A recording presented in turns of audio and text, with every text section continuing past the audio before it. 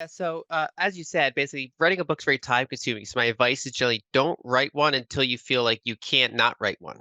So basically I have so much research content over the years. So of course I get questions like, you're going to write a book, or I haven't thought about writing a book, but the sheer thought of it, the time consuming aspect, I'm like, I'm too busy right now. It's not usually the best ROI. It's something you do. It's more of a labor of love. But eventually enough specific themes kind of formed together from all of my research. And I got a lot of questions like, where should you start with your research? You've done kind of so much for so many years, and of course, over time, some of the pieces get a little bit dated, some of them change. It's hard to know where to start. And so I wanted something kind of more holistic.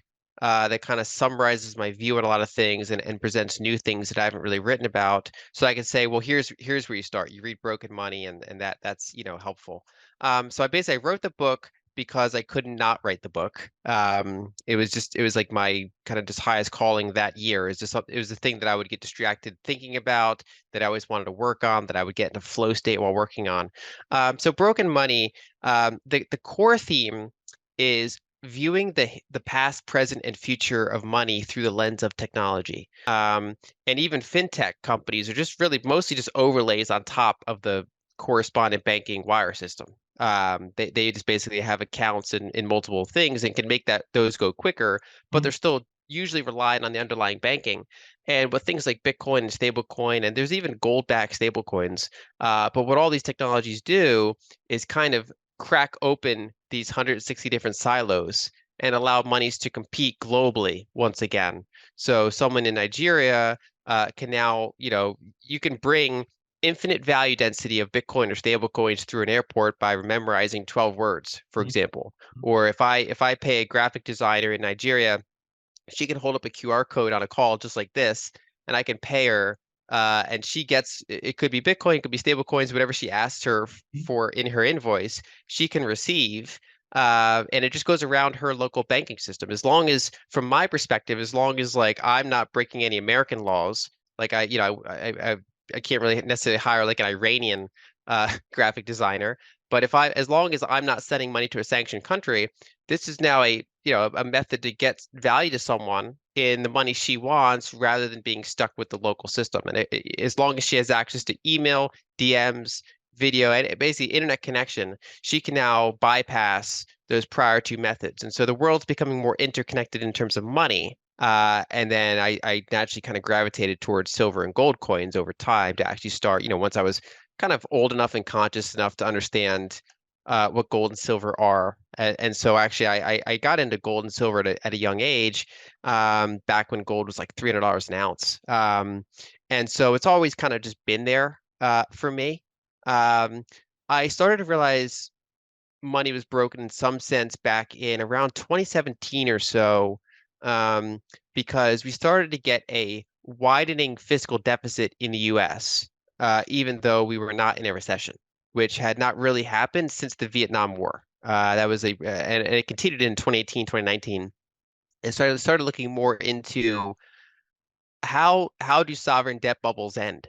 Like prior to that, I was like, well, eventually they print it or something, right? But it's like, okay, actually mechanically, what does this look like, and what time frame, and what are the factors, and what to look for? So I started to do a multi-year deep dive, and that's actually what kind of led me to transition away from mostly focusing on equity investing to more focusing on macro, money, energy, that kind of stuff, because I realized that we're entering a unusual macro environment that, it's like the type of decade that kind of changes a lot of things. The bigger the normal things happen that history books kind of focus on more than other decades. Your dollar equivalent wages will be shrinking if you're not aggressively getting raises that keep pace with the Egyptian pound's devaluation, right? And that's true also for small businesses. So I know small business owners there, and I talked to them about how do they set prices and things like that. And it's just, if they're not raising prices on average 20% a year,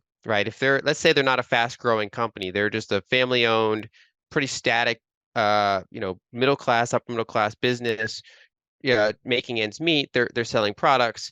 If they're not raising prices by 20% a year, um, while their costs are also facing issues, they're also getting diluted, especially in global purchasing power terms.